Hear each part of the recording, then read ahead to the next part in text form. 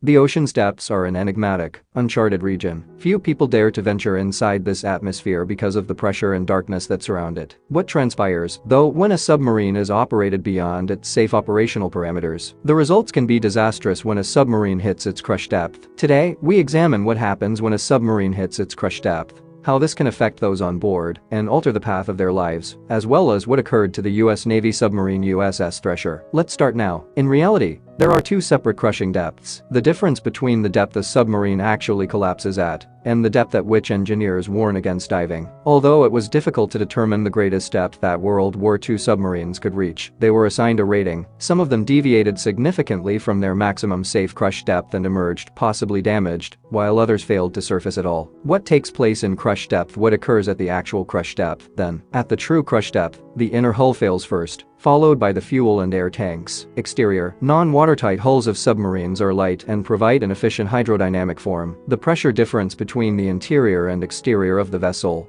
must be maintained by the inner hull, also known as the pressure hull. When submerged to crush depth, the submarine breaks down into scrap metal. As the submarine approached its crush depth, pipes and fittings would start to leak. After that, the hull would groan and creak before exploding and killing everyone on board in a matter of seconds. The water rushes in instead of gently seeping in, either trapping the air inside in a bubble at one end of the boat or creating so much heat that the boat explodes, killing everyone inside. Among the trash that accumulates at the top are body parts and gasoline oil. Very spooky. What occurs with the crew? How does the crew fare? In the event of an implosion, the crew of a sub will experience a number of terrible consequences. The internal pressure will quickly increase from 14.7 to about 875 psi if a pressure hull implodes at a depth of 2,000 feet, under air pressure of about 60 atmospheres. In the parts of the submarine where significant volumes of air are confined, it would feel like being inside the cylinder of a diesel engine. Just as the compression stroke begins, everything flammable would burst into flames until a huge wall of water slammed down and doused the fire. The water's impact would do serious damage to anyone who was unlucky enough to still be alive, and they wouldn't have time to experience any other repercussions, such as oxygen sickness. Since most human tissues are fluid-filled, compression is challenging. A person would instantly have their lungs and sinuses crushed, and the great shock would put them unconscious. The crew would be even more at risk from the rapid onslaught of water from the ocean,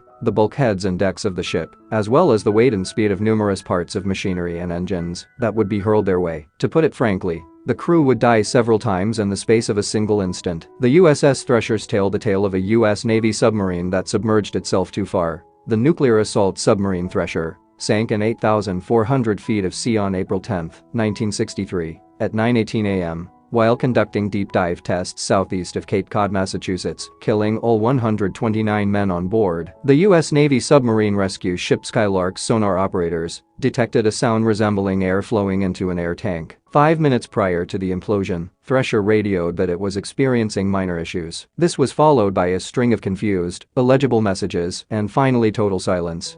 Soon later, the Thresher started to implode and disintegrate. The collapse of a pipe junction in the seawater system in the engine room, which sprayed seawater onto electronics and caused them to short out and automatically shut down the reactor, has been determined by the U.S. Navy to be the most likely cause of the accident. Thresher was about 1,300 feet or so deep when the disaster struck. The Thresher could not stop sinking to depths that were 20–35% deeper than its maximum test depth, in the absence of its reactor and electricity. Current-day submarines are contemporary submarines any better than those from the past. German U-boats during World War II typically had crush depths between 660 and 920 feet. Modern nuclear assault submarines can be tested to a maximum depth of 1,600 feet. So 2,400 feet is roughly the depth at which they would break apart. However, certain military submarines are capable of diving 4,200 feet under. Numerous holes are needed in submarine hulls to accommodate torpedo tubes, diesel engine exhaust and air intakes, the periscope, the prop shaft, and many other components. When submerged, a submarine's buoyancy balance is exceedingly delicate, and even a slight bit of flooding can result in the vessel collapsing. A few hundred miles east of the Philippines, in the Marianas Trench's Challenger Deep,